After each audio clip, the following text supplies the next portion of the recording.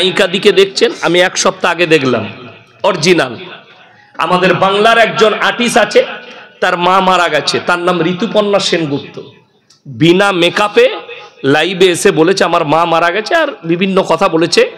তা খালি চেহারাটা দেখেন বুড়ি, কিন্তু মেকআপ করলে 30 বছরের যুবতী, না হলে 25 বছরের যুবতী।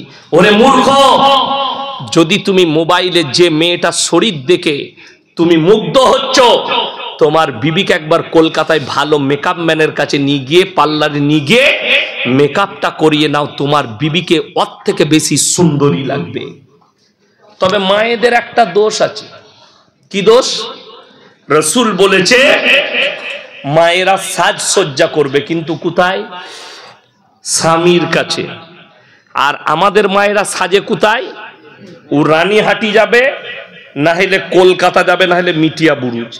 3 বার ফেরের লাভলি, 4 বার কাপড়ের ডিজাইন, আবার কেউ কেউ আবার চুলটা এরকম করে বার করে দিচ্ছে, কি বুঝলেন, ডিজাইনই আলাদা, কি বুঝলেন, দিয়ে বাজারে চলছে, মনে হচ্ছে যেন হেমা মালিনী যাচ্ছে। আর সারা দিন হাট থেকে, মিটিয়া বুরুজ থেকে ঘরে এসছে, স্বামী পাশে এসে বসেছে, মনে হচ্ছে ঠিক খেপিটি, হাতে কালি, জামাই কালি। এবার ওদিকে সরে চল, সরে বস, টাকা গুনতে দে আমাকে। তখন দেখলে আমাকে ভালোবাসে না। আর খালাদের একটা রোগ আছে, স্বামী যদি 2 দিন চিল্লায়, 2 দিন একটু মানে আর কি ধুমকায়, 3 দিনের দিনে হুজুরের কাছে হাজির। একজন সবজি বিক্রি করতে যায়, বর্ধমানের কথা বলছি, প্রত্যেক দিন টাউনে সবজি বেচে, অনেক সবজি নিয়ে গেছে, কিন্তু দেখলে গিয়ে আলু 10 টাকা কিলো, বাজার খারাপ। পালং শাক 3 টাকা, পুঁই শাক 2 টাকা, পটল 10 টাকা, বাজার খারাপ। উচ্ছে 10 টাকা, একদম গোলমাল বাজার। ঘরে এসে মন মিজাজ খারাপ, বাজার ভালো যায় না, বিক্রি বাটা ভালো হয় নাই, দাম নাই সবজির। এরপর ঢুকি, তখন খালা বলছে, কই গো 100 টাকা দাও। চুপ কর, জ্বলিয়ে দিলি তোরা। তখন মনে মনে ভাবছে আমাকে ভালোবাসে না তো, গোলমাল কি হলো? সকালবেলায় হুজুরের কাছে হাজির, আমার স্বামী আমাকে ভালোবাসে না, আমাকে দেখতে পারে না, কি করতে হবে? হুজুর তাবিজ দিবে। আমি খালি চিন্তা করি, আপনি আমার রক্ত লিগিয়ে ল্যাবরেটরিতে দেন, সোজা করে রক্ত দিয়ে ল্যাবরেটরিতে রোগ ধরা পড়ছে না। আর আমাদের দেশে কিছু হারাম করা আছে, জামা মেপে রোগ বলে দিচ্ছে।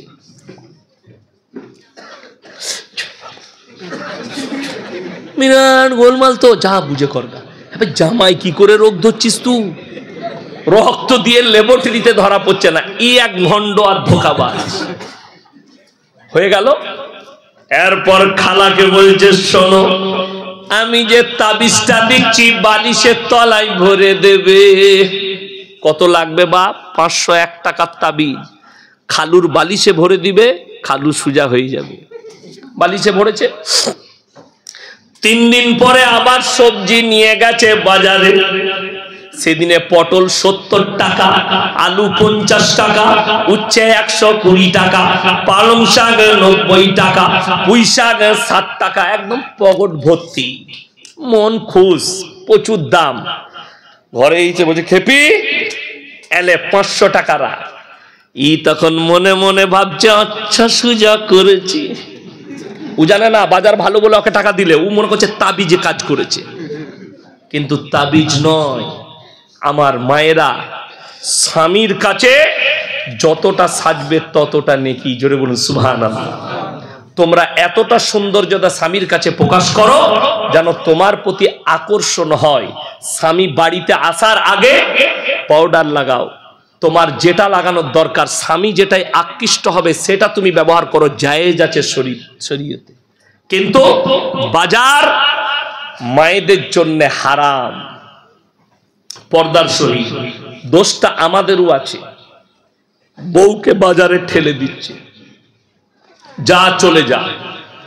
2টো ব্লাউজ কিনবে, সায়া কিনবে, বউকে আপনি বাজারে পাঠাচ্ছেন।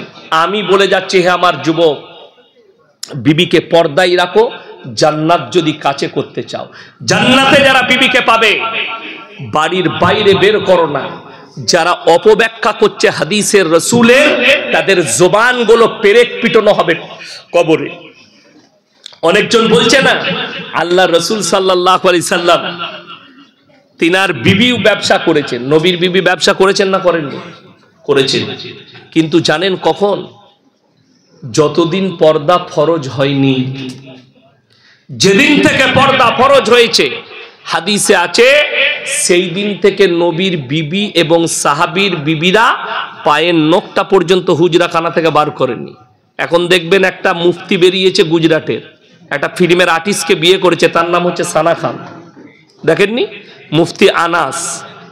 একে যারা মুফতি ভাববে তাদের গুনায়ে কবিরা হবে, কিয়ামতের দিনে এই মুফতি ফেরে পড়বে। এই রকম মুফতিরাই এইরকম মৌলবি কটাই জাহান্নামের উত্তর অধিকারী হবে। আপনারা কি মনে করছেন ওই মেয়েটা ফিল্মি দুনিয়া থেকে এসছে? যেরকম ভাবে ন্যাংটো শরীর নিয়ে ফেসবুকে অ্যাক্টিভ ছিল, সোশ্যাল মিডিয়ায় আজও আছে, খালি গায়ে বোরকাটা লাগাইছে, চেহারাতে মেকআপ ওটাই আছে, চেহারা ঢাকেনি। অরিজিনাল পর্দা। আমি আজকে পর্দার কথা বলছি, আমি চ্যালেঞ্জ দিয়ে গেলাম, মিডিয়া চলছে পশ্চিম বাংলার সব থেকে বড় মিডিয়া আলিফ মিডিয়া আছে, নাজ আছে, এরা সব থেকে বড় মিডিয়া এখন ইসলামী। এরা জানে, আমি অনেক জলসায় বলেছি, আজকে আবার বলে যাচ্ছি, আপনারা যেমন আমাকে সোশ্যাল মিডিয়ায় দেখেছে, আমাকে যেমন সবাই মোবাইলে চিনে, আমার বর্ধমান জেলার লোকও চিনে। কোন বর্ধমান টাউনের একটা দোকানি যদি বলে দিতে পারে ইয়াসিন সাহেবের স্ত্রী পর্দার সহিত এসে একটা রুমাল কিনেছে, আমি আর জীবনে সমাজের বুকে বক্তব্য দেবো না, এটা চ্যালেঞ্জ ইনশাআল্লাহ। মাইয়াত হলে আমাদের নিজেদের আত্মীয়র মাইয়াত হলেও দিনের বেলায় আমার বাড়ির মেয়েরা যায় না নিষেধ। যদি দিনের বেলায় দাফন কাপন হয়ে যায় হয়ে যাবে, রাত্রিতে গিয়ে দেখা করে আসবে, তাদের দুঃখের সঙ্গে দুঃখ মিলিয়ে আসবে, পর্দার সহিত রাত্রে যাবে। কাছের আত্মীয় হলে যেতে পাবে, এটা হাদিস। দূরতম আত্মীয় হলে যাবার প্রয়োজন নাই। কিন্তু আমাদের মায়েরা রানীহাটিতে কে মরেছে জানে না, ওকে যেতেই হবে। ও তো আলু গোশ খেতে যাবে, বললেই আমি খারাপ মলবি বলে মেয়েদের লেগে বলে, অমুকের লেগে বলে। আরে যতদিন বাঁচবো ততদিন হক বলবো। তোমরা পরিবর্তন নিয়ে এসো, ইমানদারির সঙ্গে বলবেন। আমরা ছেলেরা গিয়ে জানাজা পড়ে মাটি দিয়ে দোয়া করলে বেশি নেকি, না মেয়েরা গিয়ে ভিড় করলে বেশি নেকি? বলুন।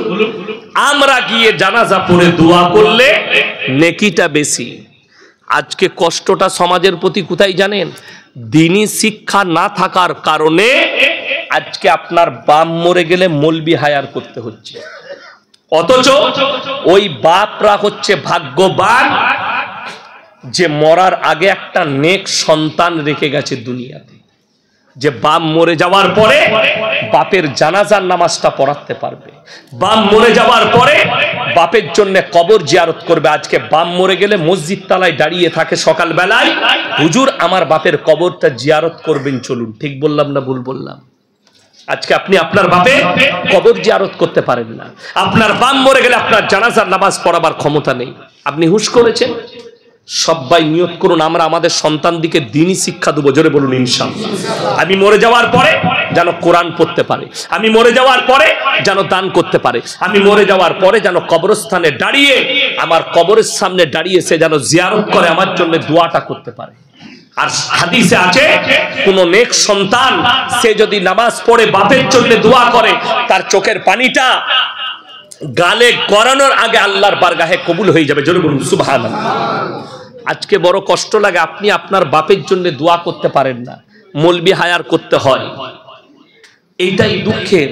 আর এটাতে অনেকজন সুযোগ নেয়, সুযোগ লাই না লাই না, আমরা সুযোগ নিচ্ছি। হ্যাঁ, তোমার বাপের 3 দিন কবর জিয়ারত করব, 3 দিন পরে জিজ্ঞেস করছে হুজুর কি দেব? এটা সাদা লুঙ্গি আর সাদা গেঞ্জি। নাউজুবিল্লাহ। কবর জিয়ারতের জন্য সাদা লুঙ্গি, কবর জিয়ারতের জন্য এইটা?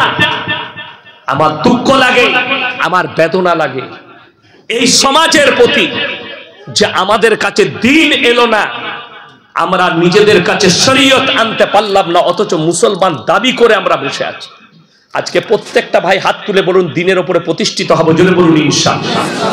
আপনি দিনের উপরে প্রতিষ্ঠিত হন, বেঈমান কাফেরের আমল ছাড়ুন, রাসূলের আমল ধরে নেন। আজকে সমাজ অর্ধেক ধ্বংস হলো আমাদের মতো কিছু হুজুরদের জন্য, আমাদের মতো কিছু মৌলবীদের জন্য। আজকে দেখলেন গোটা ভারতবর্ষ জুড়ে রমরমা বাজার বেড়েছে কাদের? তাবিজ বলাদের।